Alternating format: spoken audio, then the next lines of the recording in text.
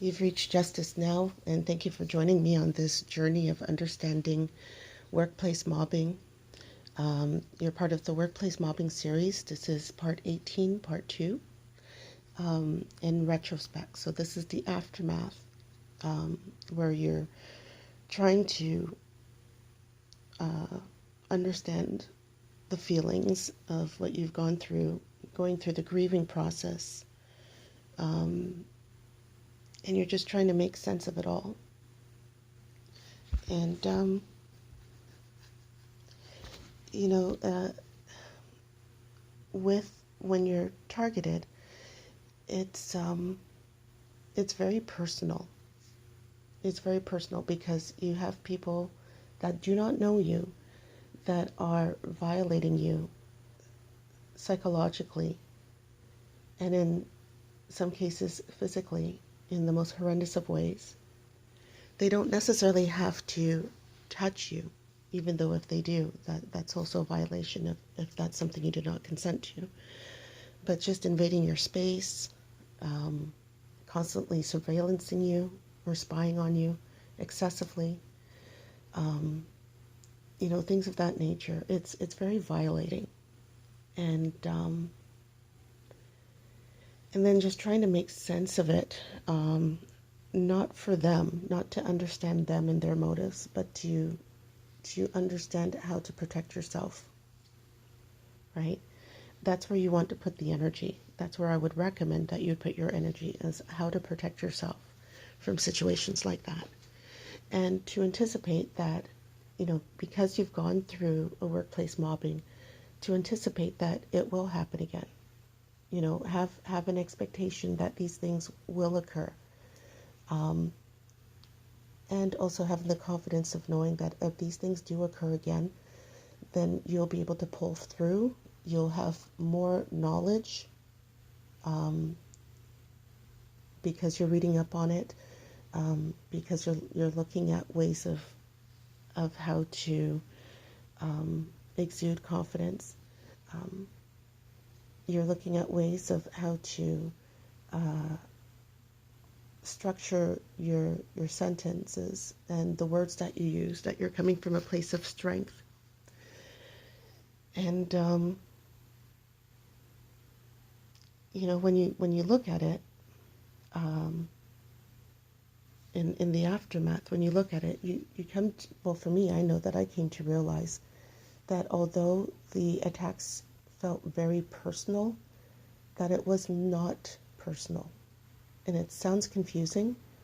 The reason why I say that it felt personal is because those attacks were coming towards me at the time. But when you're able to walk away from that chaos and review, you begin to realize, again, these people do not know you, and they're attacking you for their own agenda. And oftentimes they do this because there's resources that are to be had, that they want, that they feel that you don't deserve to get for whatever demented reason that they have. And this is the reason why they decided to attack you.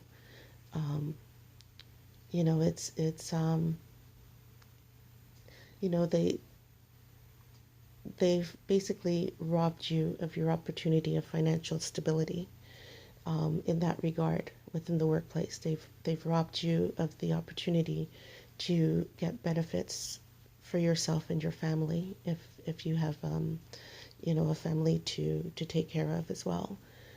They've robbed you of the ability to save up for discretionary funds. And that's what it really comes down to, I find, is that it comes down to, they've put all this excessive energy to ensure that you do not get the resources that you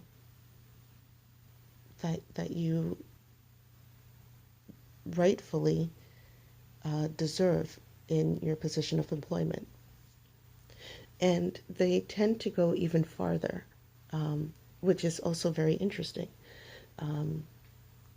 And by farther, I mean they want to make sure that you will not be able to work in the industry again.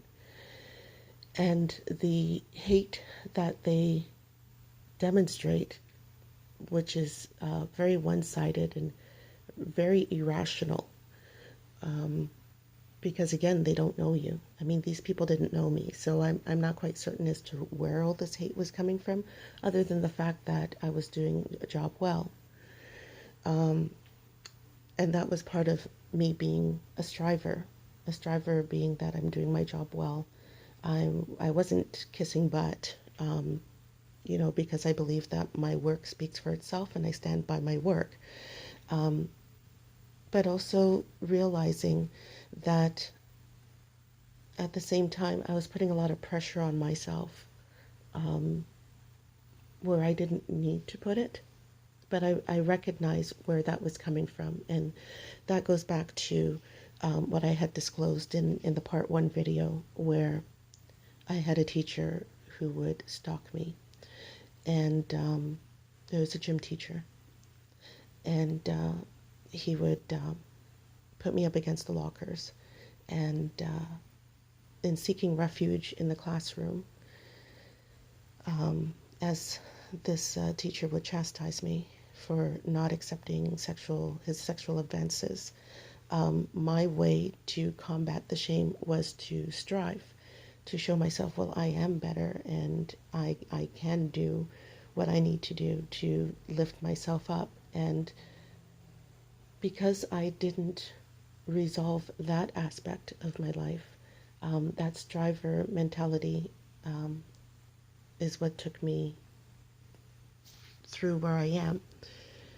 And recognizing that I need to work on myself and work on forgiving myself and work on releasing the shame that was dumped on me, and removing it and giving it back to the perpetrators who've placed it.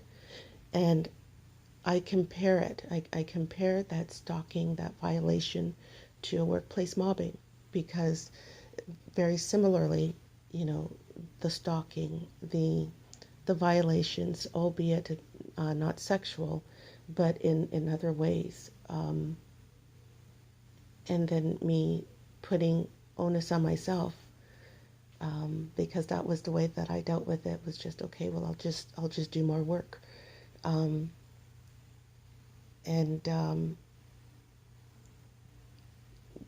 just trying to now realize that, you know what, I need to forgive myself. I don't deserve this type of shame.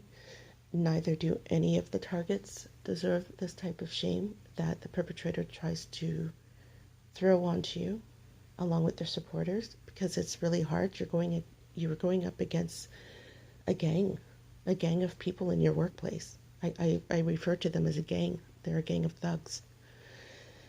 And so, having to in closing that chapter, give that shame back to them. And I'm not saying, you go back and you give them, whatever your piece of your mind or things of that nature. No, they're not worth the energy for doing that. But in your mind, just resolving within yourself the fact that that shame does not belong to you, and that you essentially were violated by strangers because they were jealous of the fact that you were doing your work, and that you know yourself and are a work in process in becoming better within yourself. But also to keep in mind too that keeping it in the back of your mind that there might be an area in your life where you feel you're not good enough, and perpetrators pick that up and exploit it. So to work on those areas where you feel that you're not good enough, or you feel vulnerable, and strengthen those areas and find resolutions in those areas as well, so that it doesn't end up spilling over into other relationship dynamics, be it family, friends, and other workplaces that you move on to. And also giving yourself time to grieve, because there was a group of expectations that you had, and those expectations didn't come to realization because of the violations that the perpetrators and their supporters have done.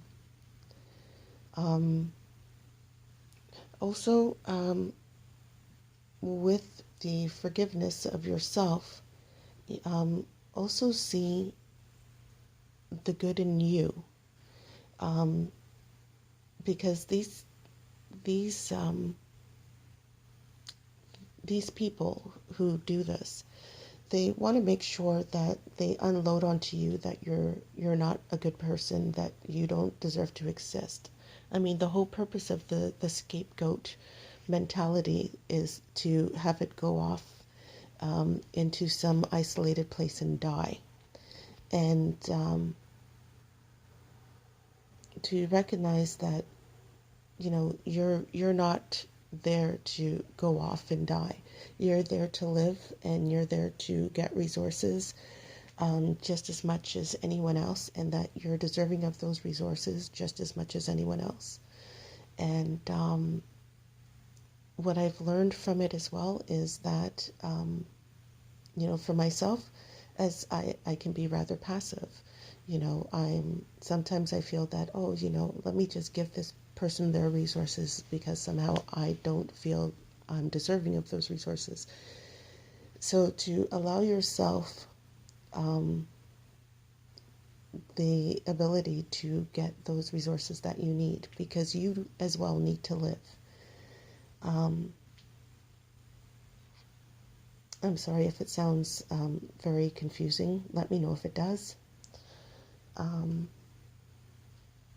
But yes, I mean, it helps to outline that you deserve to be treated just like anybody else, with respect, with dignity, and that you deserve these resources, and that people will violate you and steal your resources, not necessarily because they know you, but they don't have to know you, obviously, but because they're greedy and they're toxic. So,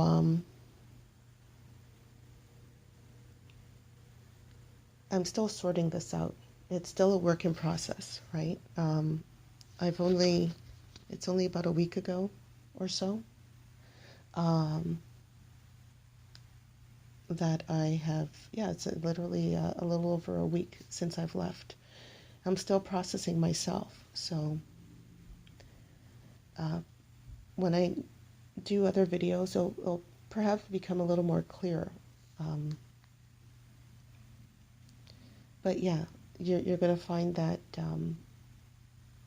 you're going to be processing and going over your life, you know, what vulnerabilities, going through the grieving.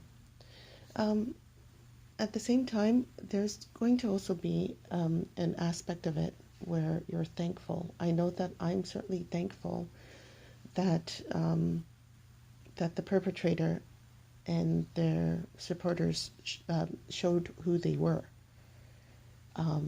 Initially, when I met them, I didn't think that they were capable of doing this because I wasn't anticipating them doing this. But now that I know that they're capable, I'm rather thankful because I know to avoid them. Since leaving, that was the ultimate message that I could convey, that I'm not taking it anymore, and I'm leaving that toxic situation. I know that I've also become kind of sensitive to running across similar personalities like that, and just learn to really avoid those types of toxic people. Those types of people will not change, and it's not our responsibility as targets to change them. They're defective, and there's nothing we can do about that. That's their issue, not ours. But thank you so much for listening.